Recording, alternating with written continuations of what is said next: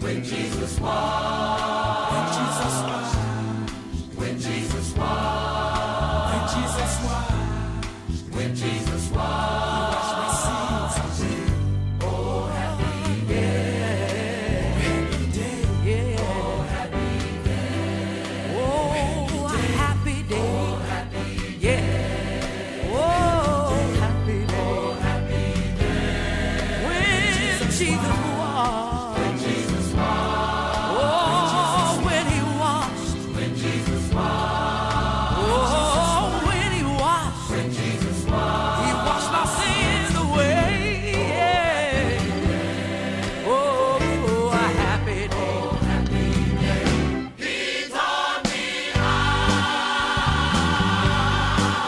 to walk, fight and pray, fight and pray, and live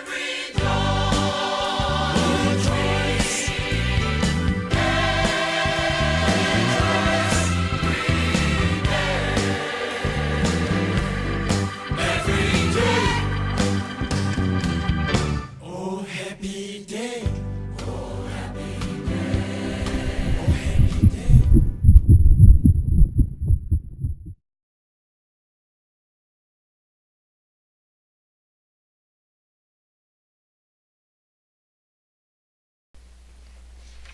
There is not a person watching this video that truly can predict for certain how or what will happen in the next 10 minutes of their own life.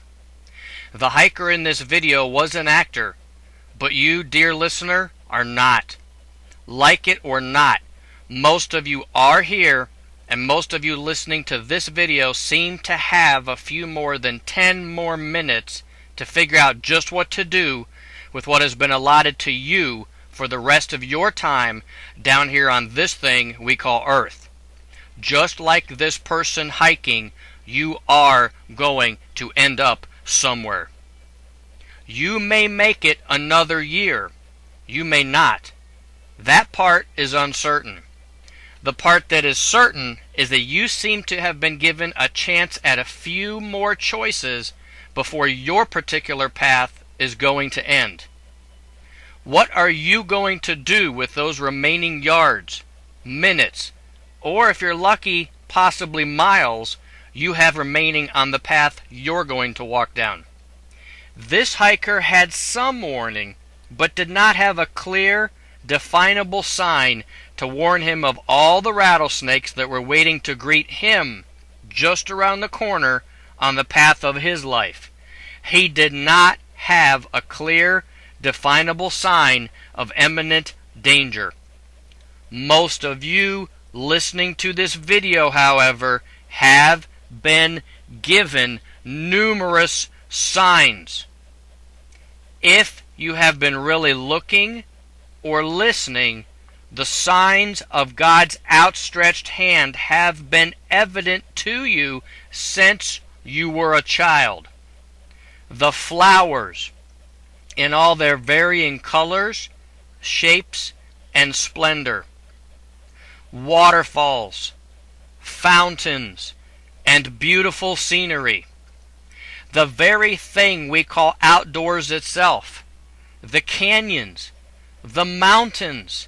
Nature itself utterly fascinates us with all of its stark, contrasting beauty. Think about it. The sunrises that never fail. The sunsets. Every single sunrise. Every sunset. The seasons coming. The seasons going. Repeatedly. Dependably. Across the globe.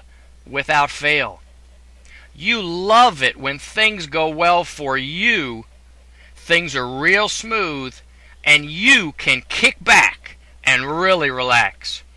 You don't like it when things put unbearable stress on you. You yourself know these things to be true, and nobody can really explain all the mechanics of why they're true. We just know they are. There's hardly a person watching this video that doesn't enjoy watching swans swimming, rainbows in the sky, and who can resist children laughing, playing, and having a great time?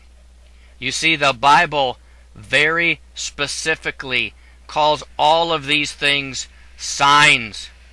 They are signs of God's outstretched hand, trying to get you to acknowledge Him.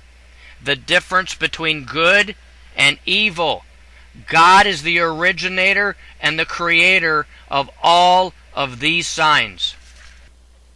Folks listening to this video, there have been other numerous signs also. Way back when God was dealing with mankind, around 6,000 years ago, God foretold, when the Bible was first being created, that God would begin dealing with the race of people called the Israelites. God said that after a fixed number of years, He would bring the entire nation of Israel back to where He said they would come, and in that year they would no longer be scattered across the nations, but at God's pre-appointed year, the folks called Israelites would become a nation officially and once again.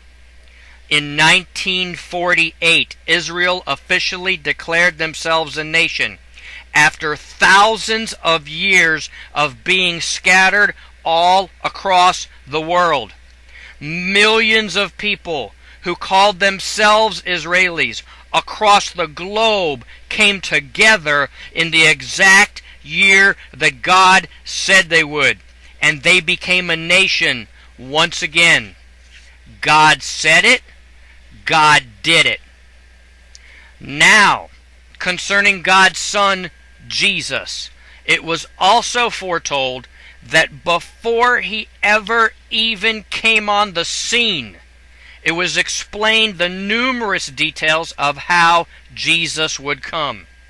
It was told beforehand how He would be born.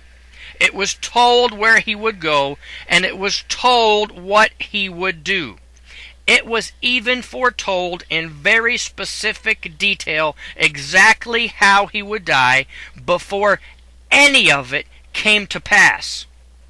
Nobody at that time could see how it was all going to be pulled off to the exact and accurate detail that it was all foretold. Yet, it was all fulfilled down to every single letter, much of it right under the very noses of the supposed religious leaders of the day. God said it, God did it. Since that time, Jesus was very specific about what would next be happening on the earth before He was to come back the second time. Jesus spoke of signs in the clouds, the atmosphere, and even in the heavens. See this picture? It looks like a crown of thorns. This picture is of a galaxy very far away as seen by the Hubble telescope. The scientists themselves call this the crown of thorns galaxy. Signs? Jesus said that before He was to come back, the shaking and unrest among the nations, the people, and the world would be completely unprecedented.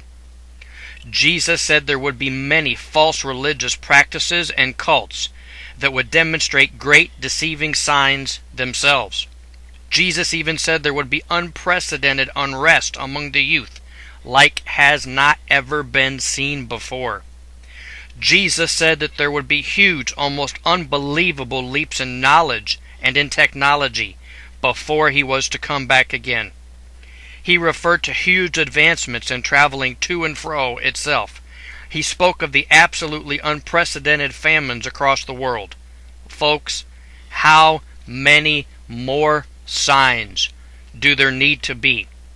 The first time Jesus came, the religious crowd of that day could hardly believe it was all being fulfilled right under their very noses. Yet, now today, the very specific signs Jesus spoke of for those who would listen with their heart are coming to pass. One after the other, after the other, after the other. How many more earthquakes can there be? How intense must those earthquakes have to be to get the world's attention? How much higher can terrorism and the threat of terrorism rise? How much more violence?